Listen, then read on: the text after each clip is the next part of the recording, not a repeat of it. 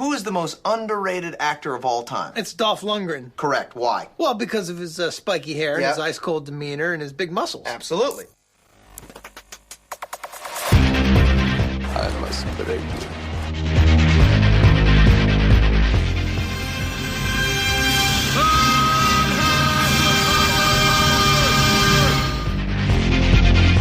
The guilty will be punished. My name is Sergeant Andrew Scott. Come on, guys, don't do this. If I don't get breakfast, I get real grumpy. I don't think you like me grumpy. And you go in pieces, asshole. Let's kick some ass.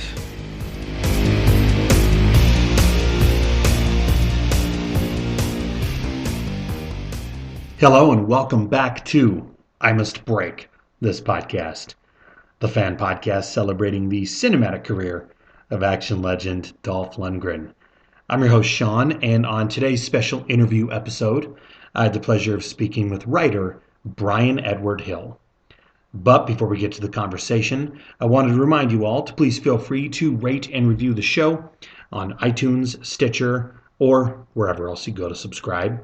We always appreciate the reviews, especially those 5-star reviews. Those always help. Also, please be sure to check out the Facebook page for the show, I Must Break This Podcast. Here you can stay up to date on the show, the career of Mr. Dolph Lundgren, and other news regarding action cinema in general. So if you're not already following the page, please feel free to like it, share it, and continue being a fan and helping spread the word. Lastly, if you'd like to get in contact with me with ideas, suggestions, or thoughts on the show in general, you can take a look at the official webpage for the show, which is imustbreakthispodcast.wordpress.com. Now, on to today's conversation. Recently, I had the immense privilege of chatting with Bryan Edward Hill. Bryan has his hands in a variety of arenas, from writing novels, films, television shows, and comic books. In fact, Bryan Hill's first screenwriting gig was actually the 2006 gritty revenge tale, The Russian Specialist, also known as The MECHANIK. In this amazing throwback to 70s grindhouse cinema, Dolph Lundgren took on both starring and directing duties, in which he played Nikolai Cheranko, a former Soviet Spetsnaz operative who carves a warpath through Russia as he seeks out the criminals who killed his family.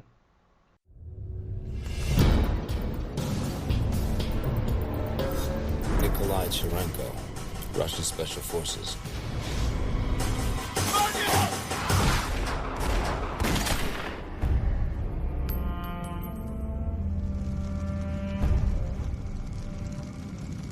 Moved to America 7 years ago, illegally.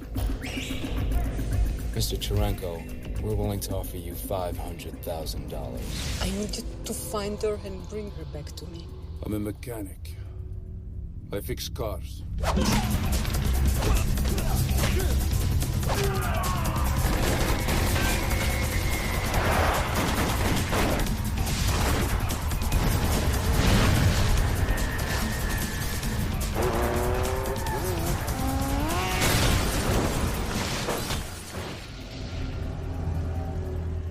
Yuri, this is... We know who he is.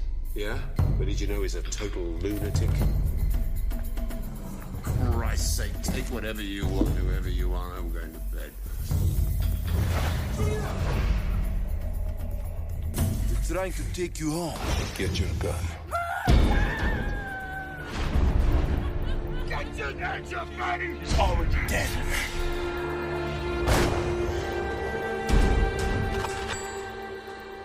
What's the plan?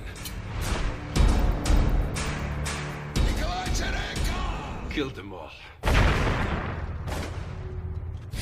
You can't cut me anymore.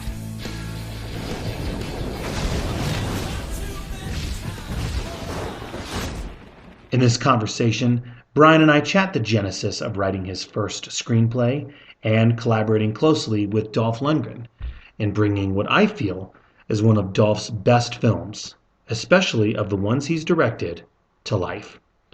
We also chat the world of writing comic books and how Bryan's managed to bring realism into the world of superheroes.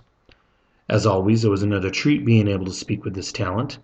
Please be sure to check out Bryan's work, including the many comics that he's written over the years for DC, Marvel, and Image Comics.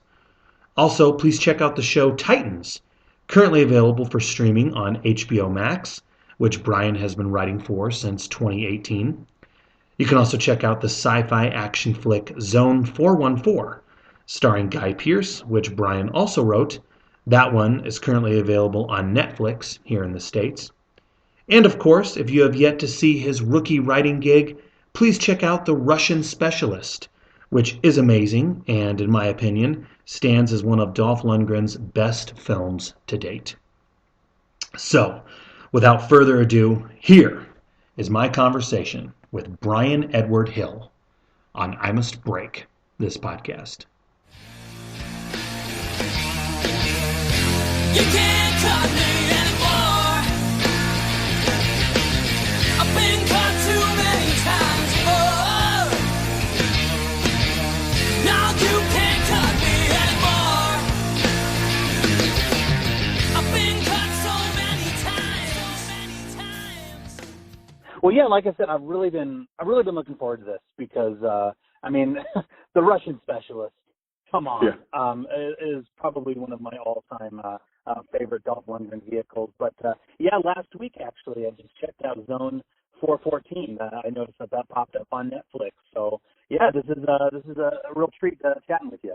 Yeah, I'm absolutely happy to talk about it. I mean, Russian Specialist was one of the first things I did actually, so it kind of holds a special place for me.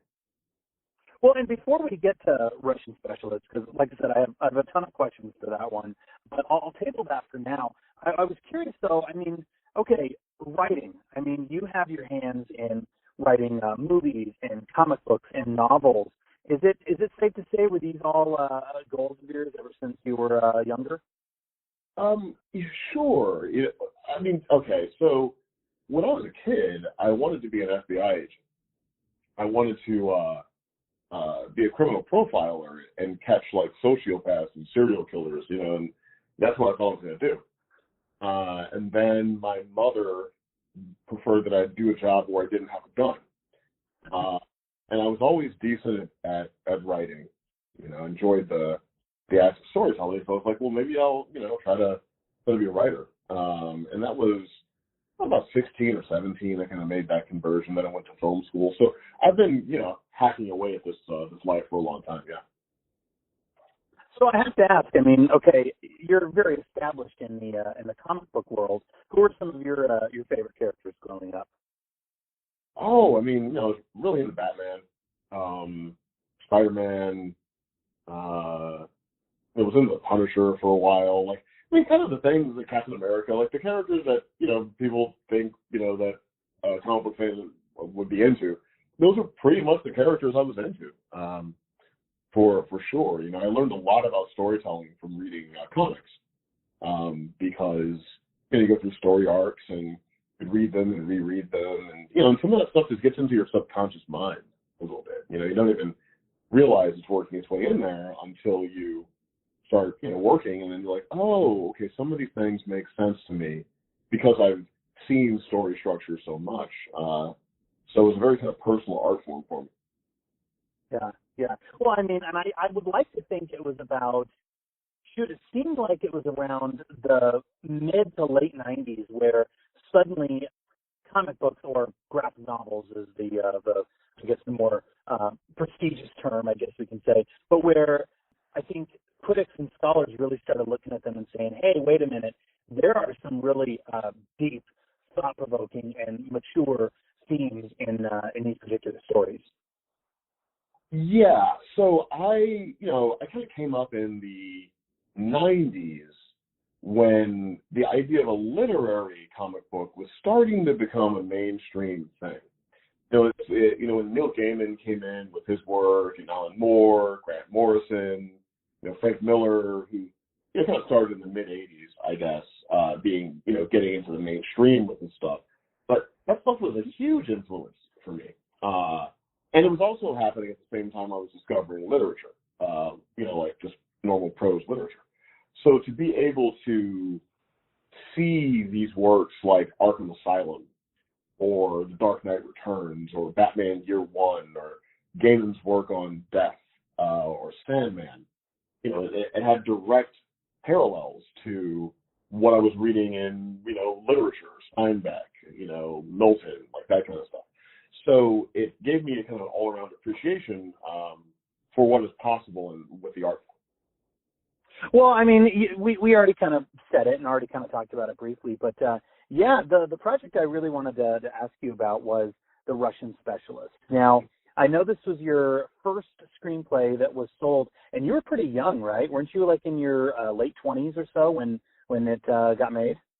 Probably more like mid-20s, like early mid-20s, I think. Okay.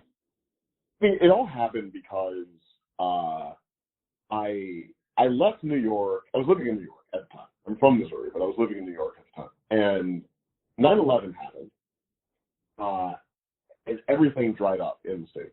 You know, there just wasn't a lot of freelance work to be had.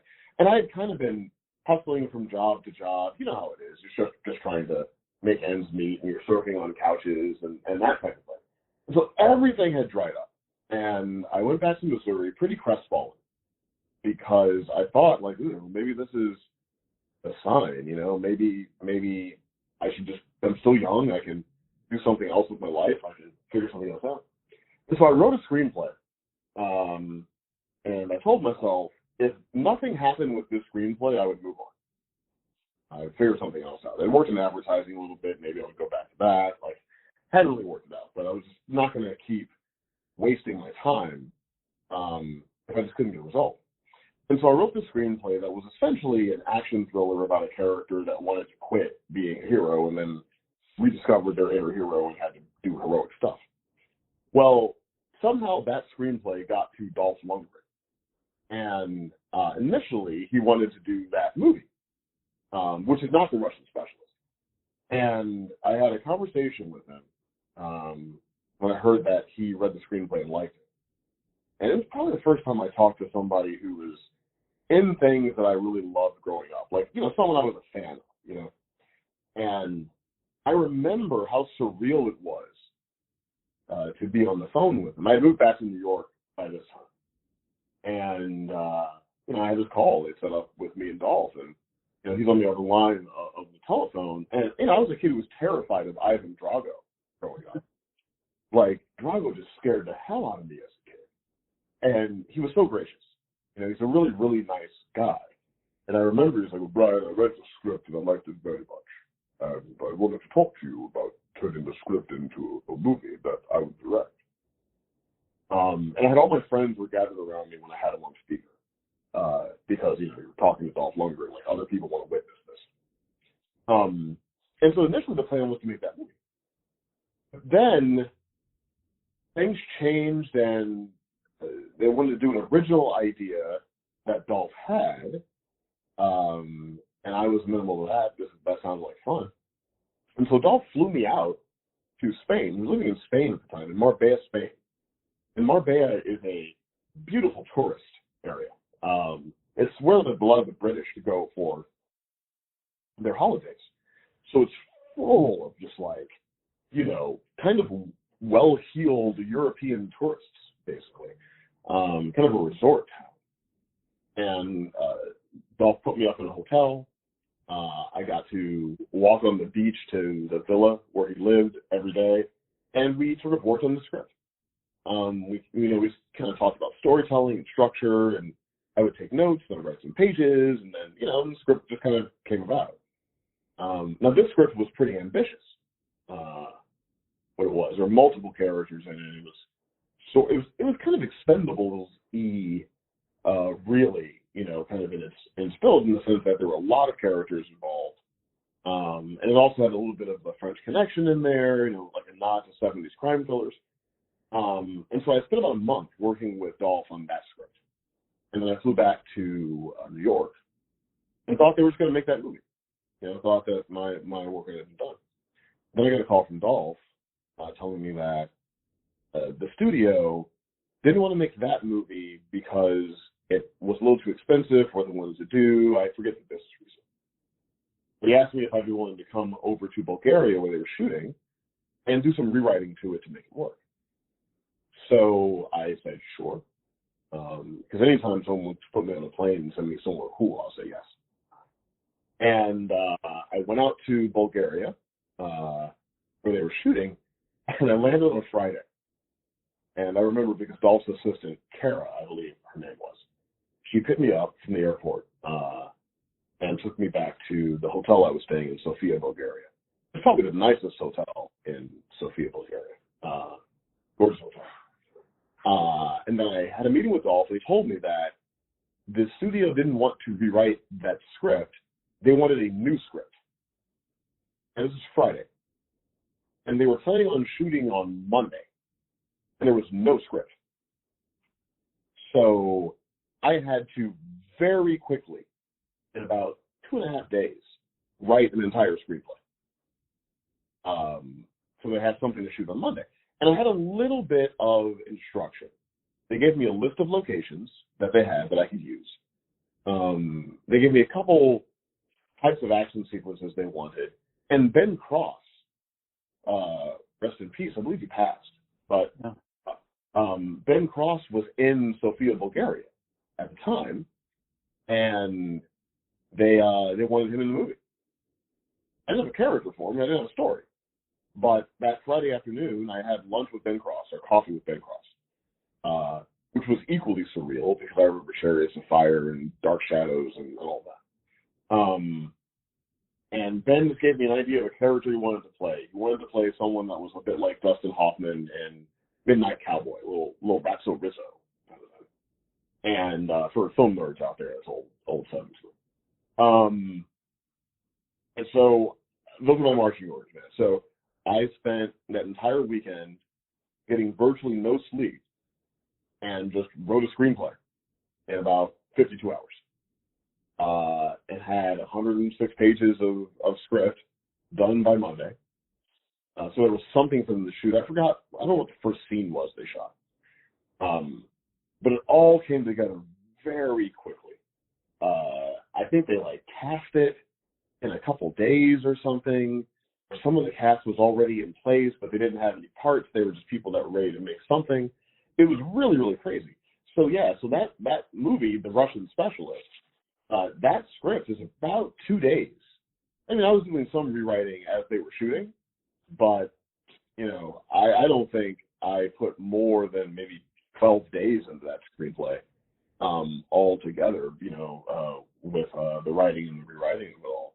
So it was very, very quickly organized into a story. But, to Dolph's credit, he made a coherent thing out of it. And because it was so Westerny, I mean, when you don't have much time, you're really just going back to structure. You only have a couple of days to write something. You want to write something that structurally will work enough. And so we just kind of settled on this idea of doing a modern day Western. That's what it kind of came out. Well, you said it perfectly, just how surreal it was. I mean, did you ever think that this script you had written in your mid-20s would make its way to Dolph Lundgren of all people? Have you tracked down at all the route that it took to make it his way at all, or was that just a very happenstance situation, I guess? Well, you never know what's going to happen with anything that you write, because the business I'm in is a maelstrom. It's chaos, right? But, you just hope it's going to land somewhere. And as I recall, the original script that Dolph liked, a producer by the name of Jay Tobin, he helped get the script out to people, and Dolph was one of the people he got the script out to. And that started the initial relationship with Dolph. And then when they didn't want to do that script, then it was just about my relationship with Dolph and wanting to, write a new thing. And that's kind of how it came about. But in no way, when you're writing something, you have any idea what's going to happen with anything. It's a very kind of random, pot-lucky kind of business, Hollywood. And if you don't quickly become comfortable with the chaos of it all, you'll probably go insane. Well, I mean, yeah, you said it. I mean, it seems like, I mean, because every time I watched it, I'm actually holding my DVD copy now as we speak, actually. But yeah, it has a very 70s grindhouse kind of feel to it, and it obviously sounds like that was a conscious decision on both your behalf as well as Mr. Lundgren's, right? Yeah, it was. I mean, when you're working with fairly limited resources, time being a resource, you know, you sort of look at it and say, okay, well, what creatively can we do here, right? Like, how can we manage to put together something that we think is interesting? And so we were looking at, you know, other films that have been created under like similar circumstances and the better of those films, and kind of use that as a guide. You know, like if you don't have a lot of time to put something together, then I wouldn't necessarily keep comparing what you're doing to something that had, you know, a year to be worked on. Rather, look at other things that were done, you know, with a little bit less, but how are they able to get quality? And you know, and that's kind of what framed it. Well, that's really cool. I mean, I think that says a lot about Mr. Lundgren as well. The fact that he was so receptive to your ideas, and that he flew you out to Europe. And I mean, it sounds like he really made you I mean, you weren't just the gun for hire and writing the script. He really valued your input and made you a integral member to the entire production. Well, he's a very, very smart guy. I mean, you know, everyone knows the anecdote about, you know, I think he has a genius level IQ, or he's a member of Mensa or something like that. And he's a very smart guy. And so, because of his intelligence, you know, I think he's genuinely interested in the collaborative process. He had a lot of ideas. And I was just a big admirer of him because I grew up watching, you know, Red Scorpion and you know, Rocky IV, you know, and The Punisher, you know, his Punisher film. And so it was really easy to want to be collaborative with someone whose work you admired when you were like a kid. You know, I mean, that's not a hard choice to make. But he's a really interesting guy with a lot of real thought around things. And I didn't know that about him because I didn't know him at all coming into the process, just as, you know, his work. And he didn't really have a ton of interviews out there. And when the movie came out, it was a little before there were so many interviews on YouTube or that kind of thing where you could just kind of find, you know, stuff and get a sense of someone. So I didn't have any sense of him besides the characters he played. And there were, you know, his characters were very laconic and somewhat antisocial, you know. So I didn't know what I was getting into, but I was pleasantly surprised at how friendly he was. And he just really enjoys the work that he does. You know, it's still fun for him, and that fun is infectious. Well, look, I'd be remiss if I didn't ask you, and so you kind of already brought it up, so I'm just going to ask it right now, Bryan. I've always considered this film to be an unofficial sequel to Red Scorpion. I mean, because if you look at Dolph's character's name in Russian Specialist is Nikolai Cheranko, and then in Russian Specialist, his name is Nikolai Cheranko. And so I guess I'm just kind of curious, maybe you can help put me at ease a bit. Did you by chance write the film with this in mind as being an unofficial sequel to Red Scorpion, or is it just purely coincidence? As I recall, we had a few conversations about making it somewhat of a spiritual sequel to Red Scorpion. Because we talked a lot about Eastwood. And he's a huge Clint Eastwood fan. And Dolph would speak at length about Unforgiven and how Unforgiven is a spiritual sequel to Eastwood's Leone films or Eastwood's Western oeuvre, you know. But specifically The Man with No Name, you know, and that kind of thing. You know, Unforgiven willfully evokes some of that stuff, so you can sort of read it as a sequel to those movies if you wanted. Okay. And I remember thinking, I remember us having a conversation about it being like a spiritual sequel to Red Scorpion. Like, nothing that we would do directly where we'd underline it, mainly because of rights issues or something like that. But if people knew Red Scorpion well, they would be able to kind of read the spiritual connection between the films. So I do recall it being something that was definitely discussed between us. And, you know, he would give me little adjustments to the script that would help evoke those things, like Nikolai's name, you know. And I remember he came up with, you know, the name for Nikolai. And so those sorts of things, so that people that were aware of Red Scorpion would be able to kind of find them in there without it being an explicit scene. Well, I've said it before, and I'll say it again. I think this is easily one of Dolph Lundgren's very best films. I mean, and he's had a career that has spanned almost 100 different projects, but I think Russian Specialist is just amazing on every level. And I have to be honest, I have to attribute much of this to you, because, I mean, you helped originate this idea that Dolph was able to bring to the big screen. Have you heard this from other fans as well, that they would put it in Dolph's top 10?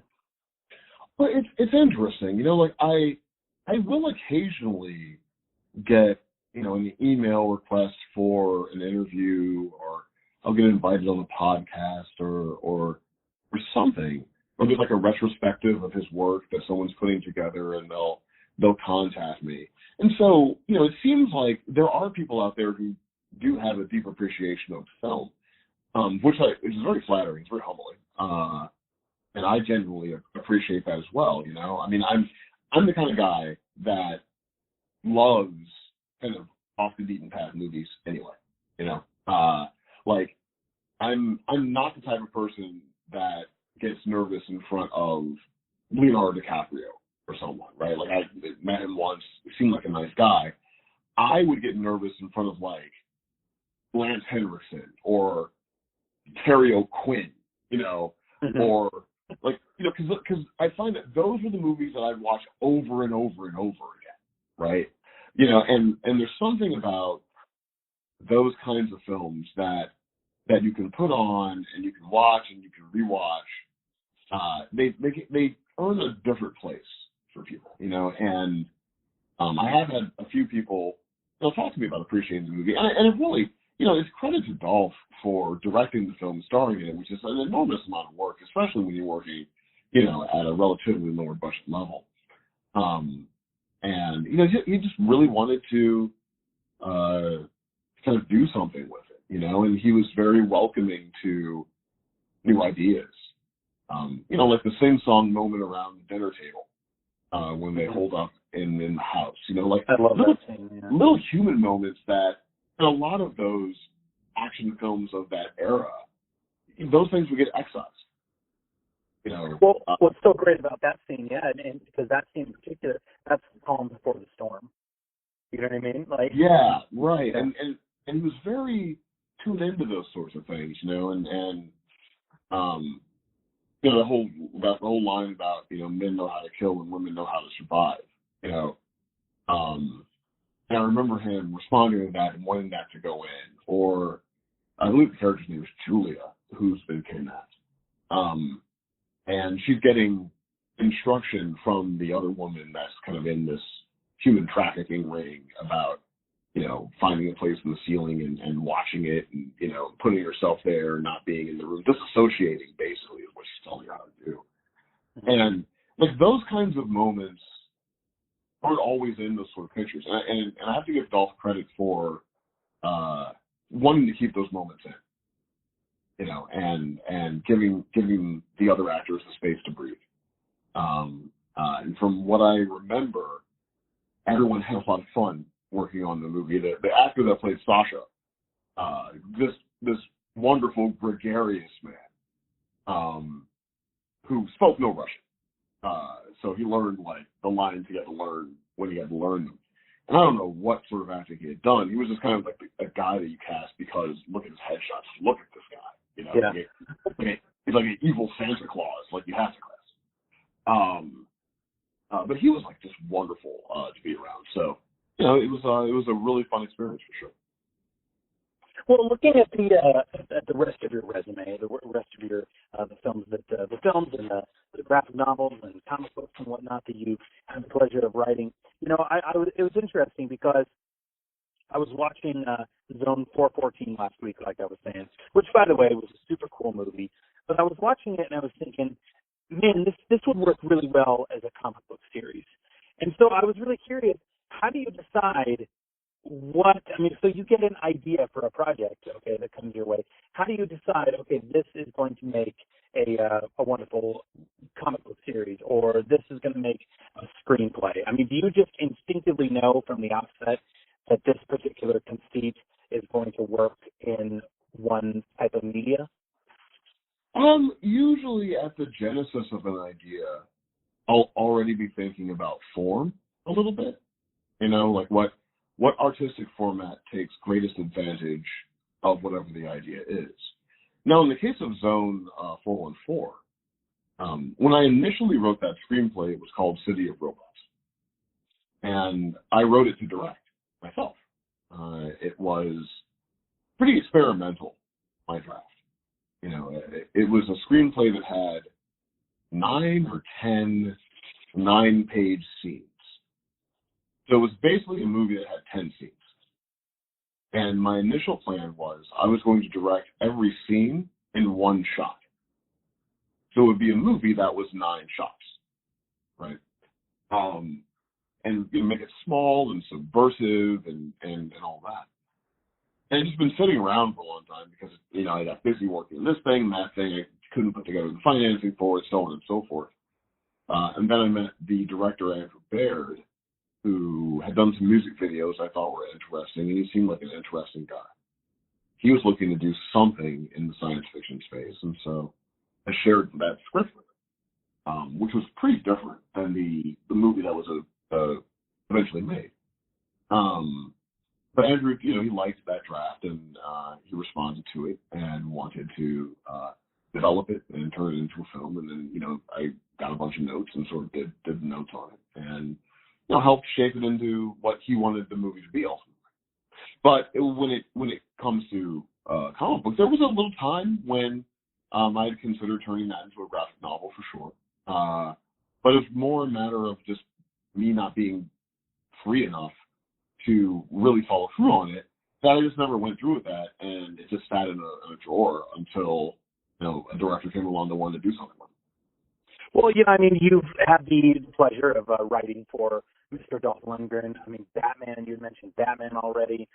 Titans. Is there a particular superhero or character that you've always wanted to write, or better yet, is there a particular storyline that you've always wanted to tell with a certain character?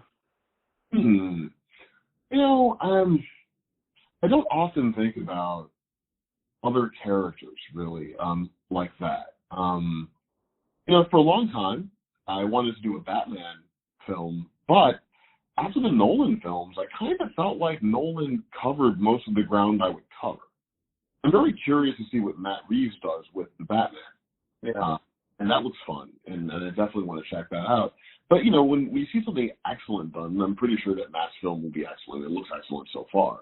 That sort of takes the drive, I think, away from me doing it. I've always had a real interest in James Bond. And I did write a James Bond screenplay just for myself to see if I could do it. Did it a number of years ago. I will do that from time to time just as a test, like write a character that I don't have any sort of, official connection to, just to kind of see what I would do with it. And so I think writing a Bond movie would be a really interesting and potentially rewarding experience.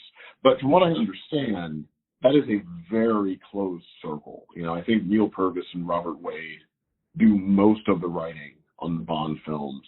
And then they may bring in like a top tier writer to come in and do something. I think Phoebe Waller-Bridges, is that her name? I think so. I think Phoebe came in to do some No Time to Die work on this last one. I think John Logan had done some work on one. So it's a very, very small table of people who are invited to work on a Bond But that is certainly a character that I think could bring some perspective to, for sure. It's so funny you mentioned James Bond, because for the longest time, I've been saying the same thing, is that, and I enjoy the James Bond movies, but what's interesting about them is it doesn't seem like that particular franchise, like you said, is very, very close-knit, very lock and key. And I remember seeing, what was one that came out with Halle Berry, Die Another Day. And I remember watching this, and I remember thinking, like, why not John Woo? I mean, how awesome and amazing would that be? John Woo coming in to direct a James Bond movie. And unfortunately, it seems like they don't want to take chances like that, you know what I mean, in infusing some really high-octane action into a franchise that, not saying that that particular franchise has ever really been lacking in the action, but I think that would be a different a flavor that I think it would benefit from. Sure. Well, I think it depends on what era the movie is in, right? It's like the Craig Bond films are very much, I think, affected by Daniel. And you're getting a director that Daniel will be excited to work with because of their dramatic capacity. They had a pretty strong stable of directors. They started with Martin Campbell on Casino Royale, and then Mark Forrester with Quantum of Solace. I think Mark Forrester directed Kite Runner, so he's definitely an interesting filmmaker. And then you had the two that were Sam Mendes, right? You had Spectre and Skyfall and Spectre. And then for this last one, No Time to Die, I think that was Cary Fukunaga, who's also a super interesting filmmaker. A good friend of mine, Elliot Graham, is the editor of No Time to Die. So I'm somewhat familiar with that production, and I mean, you talk to your people, right? And so I think Daniel wants to work that way, and I think that is indeed his last one, and they're going to recast Bond. They may indeed take a different tack, and you might see a more high octane, action focused Bond experience. And the Craig movies are different, right? Because they sort of tell one story across them. And they might go to a more like episodic, kind of adventure style Bond thing. So yeah, they're always a snapshot of the cultural moment that we're in. So if big action becomes a trend, then I think you could see them kind of following in those footsteps. When the Craig movies came out, they were very much in the spirit of the deconstruction that was happening, right? It's like a post-Bourne kind of world they were in. I think they were very much affected by that. The Brosnan films are a little bigger in terms of, their histrionics. There's still there's still a level of camp in the Brosnan films that is very much part and parcel of the 90s.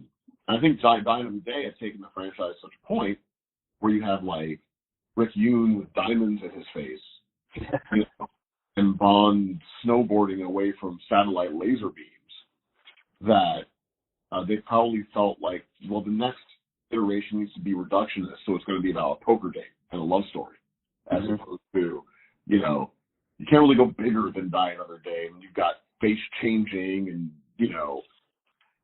satellites, Rosamund Pike sword fighting Halle Berry in the cargo belly of a plane, so it's like an accordion, right? Go big, then go smaller. Go big, then go smaller. So it'd be interesting to see what happens next. Well, it's interesting you mentioned the cultural landscape, because, I mean, let's be honest. I mean, the world has gone through quite a lot within the past few years, both socially and politically. Do you find that the modern world that we are in now makes writing comic books today more difficult, or do you find it almost easier? Because I imagine that you want there to be a certain kind of realism in your stories, right? Well, sure. I mean, a certain amount of verisimilitude is useful, but ultimately it is the business of fantasy, and deconstruction can go too far. You can deconstruct the fantasy to the point where you're now removing what is really core in whatever something is, right? And so I just look at everything like tools. I don't have a constructionist or a deconstructionist goal when I'm telling the story. I'm never trying to do the hyperbolic version. I'm never trying to do the grounded version in my own storytelling. I'm just trying to tell the best story I can. Yeah. And sometimes that will involve pretty fanciful stuff, and sometimes it will involve more real world stuff. But to me, I just focus on what would make the story really interesting. What would give the reader or the audience the best experience possible. And I let that be my guide. So the level of reality that comes into the story is a level of reality that I think makes the story interesting. I don't feel beholden to verisimilitude in any way, nor am I trying to run from it. I just, look at things in terms of what I think is going to make the best experience. And, having a reflective relationship to the world that we live in can sometimes help a story be better. But it can also sometimes distract the story. And the story can become too inundated with social themes, to the point where the story is really just there to share a social thesis, not necessarily to entertain or to take an audience on a journey. I just try to focus on the audience experience as much as I can. I like that. Well, so what's next for you? I mean, are you at liberty to talk about any of your upcoming projects? I mean, did I read correctly that you're in the process of adapting the Power Rangers to the big screen again? Are you able to talk about that or anything else? I can't share you details about that. I can say that, I work with Jonathan Entwistle, the filmmaker, on the feature-length feature film aspect of this whole reinvention they're doing, right? So there's a lot going on with Power Rangers right now, and my work was a component of that, but there's so many more moving parts, to it. So fans should just stay tuned, because I think they're going to do some really interesting things. As far as anything else, I'm working on. I've written a bunch of features for people. I can't really say who they're for and what's going on with them, but you should hear about some things. Sooner than later. And another book of mine, Chariot, is being developed by Joseph Kosinski, the director of Tron, for a feature film, and that's pretty cool. And so that's something to pay attention to. And I'm working on season 4 of Titans now, and if people have watched Titans, well, there's another season on the way, and if you haven't watched Titans, check it out on HBO Max. So that's going on, and I've got a couple films that I may end up directing by the end of the year. Not 2 of them by the end of the year, but one of the 2 seems like it may come together, or it seems like I'll be able to get one of them off of the ground, So that's on the way. But I'm working on a lot of different things, and I'm really grateful to have the opportunities that I have. But in general, I think the next big phase shift for me will probably be writing and directing. It's just a matter of what project it's going to be and when that project's going to come together. Well, if we're lucky, maybe it'll be Russian Specialist too. That'd be fun. I do still talk to Dolph from time to time. I wouldn't be surprised if he and I would have wound up working together at some point in the future. Oh, that would be amazing. Well, this has been an absolute pleasure. Thank you so much for your time, and congratulations on everything. And I really do appreciate and admire your work. So thank you for taking the time to chat with me. Oh, well, thank you so much for setting this up. This has been a great conversation. I really enjoyed it. So appreciate that, and appreciate everyone listening right now.